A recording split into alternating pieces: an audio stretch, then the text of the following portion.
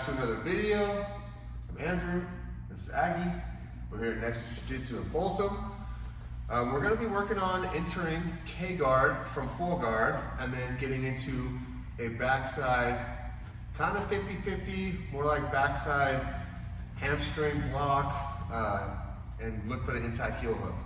A lot of times when you enter the backside 50-50, if you don't automatically have heel exposure, the person's going to backstep into a neutral 50-50, and if you're not much better, much faster, and much stronger in neutral 50-50, it's going to be basically a waste of time, right? And if they're slightly better than you, you're going to probably get finished there or get your guard passed. So neutral 50-50 isn't always what I'm looking for. When I do get there, my goal is to get into a dominant position, 80-20, 90-10, etc. But those are difficult if you're not quite a bit better or faster to the punch, right? So I'm going to show you a way that when I enter into my backside 50-50 from K-guard, how I can stop their backstep into neutral 50-50 and then set up my inside heel hook. I'm very particular about how I do the inside heel hook or heel hooks in general. I'm very particular about where their toes go, the alignment of my arm, what my forearm's doing, all of that. So we're going to get into it and make sure you guys get those good finishes and if necessary, those good explosive breaks or dislocations or whatever you want to call it. All right, so we're going to start in the closed guard. And this is actually, if I'm doing MMA, something that I really like to get into, because when it comes to MMA, I don't want to be ever on bottom, but if I am on bottom, I need to create dominant angles and reactions. So what I'm going to look to do is get cross wrist grip. So left to left, or right to right, whichever side you want to play. Left to left, I extend my hips up, and then I start to drag her hand towards my left shoulder using my left hand, and I start to pull her with my legs. She doesn't like this because of the angle I'm creating. So she's probably going to pull herself back, and that's what I'm banking on, okay? So I'm going here, here. As she pulls herself back, I scoop her leg with my right arm, pulling my ear to her knee. My right knee needs to fall inside her right knee. It cannot be to the outside, okay? Falls to the inside. And the bottom of my foot, the sole of my foot goes to their belly, chest area. So if she tried to come back and put pressure on me, even if she's quite a bit bigger or stronger, I can keep her away, right? It's a very strong frame for me. Okay, so if she was trying to throw punches at my face, it's very easy to off balance. Okay? Now, I'm gonna keep her knee pulled to my chest here. I'm gonna keep extending. I take my top leg and I put it in her armpit to kind of keep her away from me, all right? Now, my left leg is going to go around behind her hamstring here. Now, conventional backside 50-50 says that this leg should lace between her two legs and I triangle. But now she can backstep, sit to her butt, and now we're in conventional 50-50. Which again, if you're not quite a bit better or super fast to the punch, this can end up being kind of a bad scenario for us, right? Not the worst, I'm not getting hit, right? This is good, especially MMA. I'm not getting punched in my face, but it's not too far off for her to just stand up, or me to try to stand, or her to get to 80-20, or start toe holding this leg, or whatever, right? So come back, please. So when I'm here, like this, I'm pushing her away, my leg that's gonna step back is not gonna lace between the legs. I'm gonna take it straight to that far hamstring. As I'm doing that, I'm pressing her knee down into the mat, almost like I'm trying to do Harry-Carry or seppuku or whatever you call it. Just pressing it down into the mat as I kick this leg over and I catch that far hamstring and knee.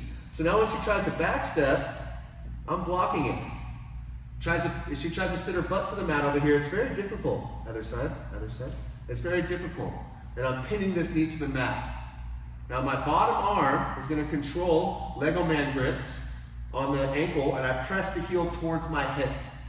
This is going to keep a bent leg, going to keep her knee pressed into the mat, and going to expose the toes so I can set up the heel hook. Now the mistake, biggest mistake, is to put the toes in your armpit. Do not put the toes in your armpit. Repeat after me. Do not put the toes in your armpit, okay? Put the toes against your tricep. Pin the toes between your tricep and ribs. And now what's going to happen is the bony part of your wrist the blade of your wrist is going to catch their heel. If the toes are in the armpit, when you go to catch, look where it's at. The soft, meaty part of my arm is malleable. When it's sweaty, it's going to go straight out. When I push the heel down, catch toes between tricep and ribs, and put her heel on my wristwatch, doesn't matter how sweaty we are, doesn't matter how good she is, this is a good catch.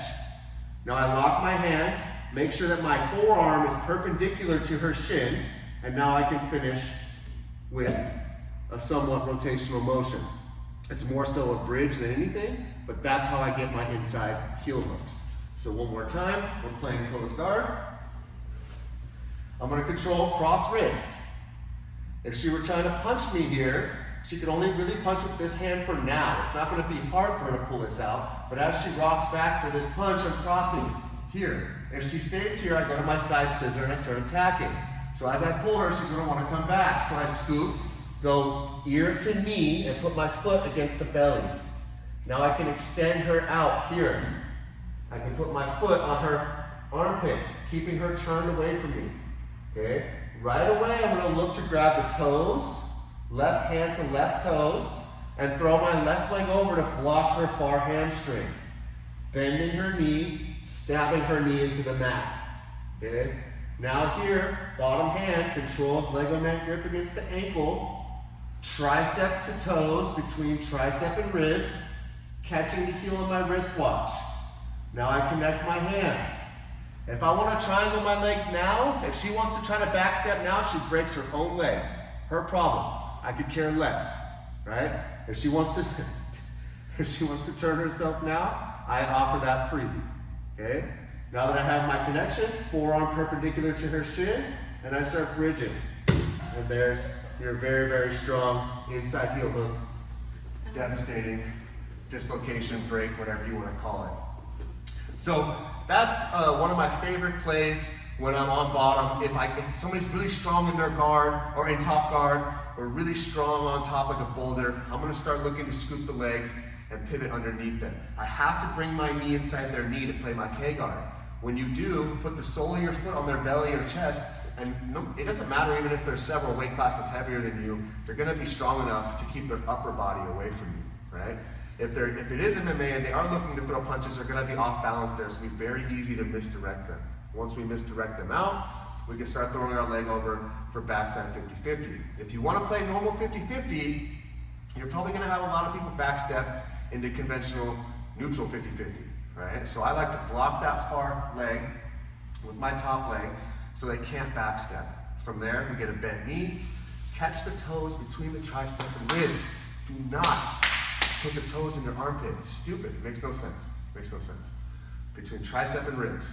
Catch the heel on your wristwatch. This doesn't move. This, look at it, look at it, look at it, look at it. This doesn't move. Catch it on the wristwatch. Boom. There's your good break. Right? Go try it with your friends. Let me know how it goes. Be careful trying to break your friends' knees. When you do a competition or fights, break it off. But with your friends, be a little easy there. Let me know how it goes. Any questions, concerns, issues, throw it down in the comments. Like, subscribe. And we'll definitely see you guys in the next one. Again, I'm Andrew. This is Aggie. We're here at Nexus Jiu-Jitsu in Folsom. Try it out.